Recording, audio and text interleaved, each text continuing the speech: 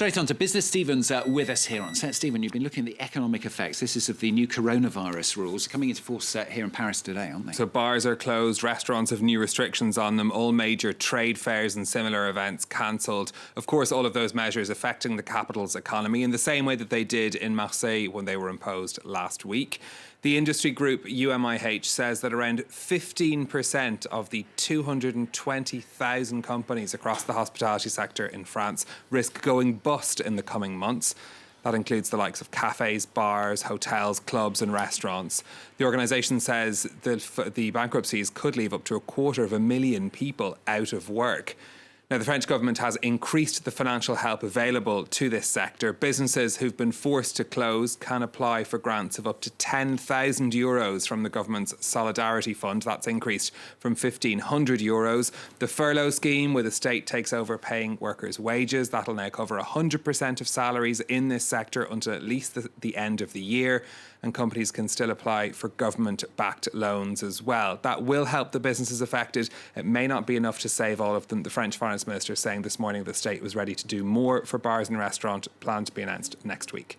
And one of the new rules as well that French restaurants in high-risk zones are going to need to follow. And this is taking diners' contact details, isn't it? The goal is to keep a contact list in case an infection is traced back to a restaurant. It would allow public health authorities to better track the spread of the virus.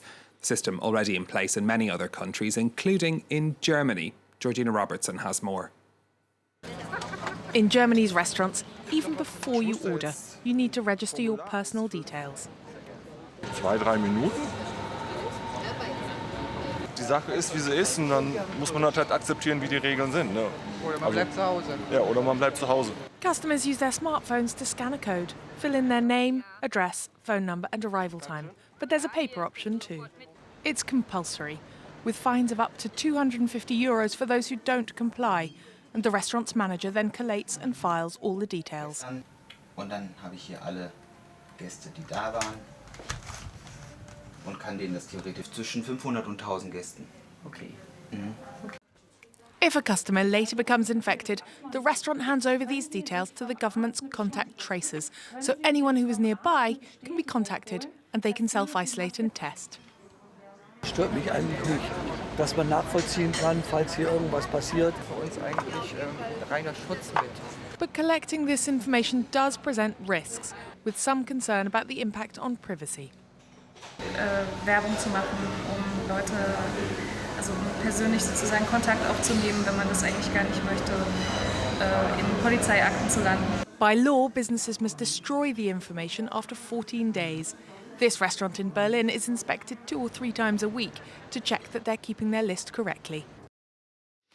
Now let's turn next to the next chapter of the corporate soap opera between the French utilities Veolia and Suez. This is a corporate story that's been rumbling on for a few weeks now. So Engie, which is partly owned by the French state, has agreed to sell its stake in the water and waste firm Suez to its rival Veolia.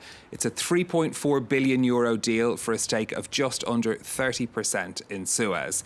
Now, it comes after weeks of attempts by Veolia to try and get that stake. It was approved by Engie's board despite opposition from the French government and from Suez to the deal.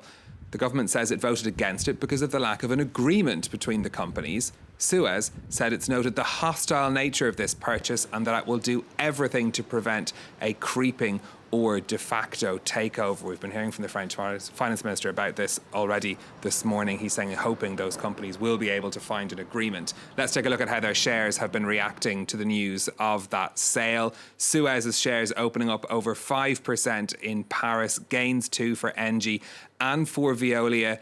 After news of that stake sale, the story isn't over yet. Generally speaking, the European market starting the day in the green, although not by very much. Oil and gas shares leading the gains there. In Asia earlier, we'd seen things following the trend that had come from Wall Street, which saw a rally towards the end of the day on Monday as we saw the news that President Trump had left hospital, helping to boost Asian shares today as well, as you can see. And finally from Stephen, Singapore is giving people incentives during the pandemic to do something. This is, well, basically to have babies, isn't it? Essentially, the city has one of the lowest birth rates in the world. Authorities there are worried that financial concerns linked to the pandemic might lead to prospective parents putting off having children. So they're announcing a new baby bonus. We don't have the details of it yet, but it would be in addition to the current cash gift that new parents in Singapore get, which is 10,000 Singaporean dollars or around 6,200 euros. So the new bonus will be even more money on top of that. A baby bonus for a baby bounce, they hope. Hoping to create a baby boom. OK, that's enough. Can't go with any more. Thank you very much, Steve. See you, Carol Business on France 24.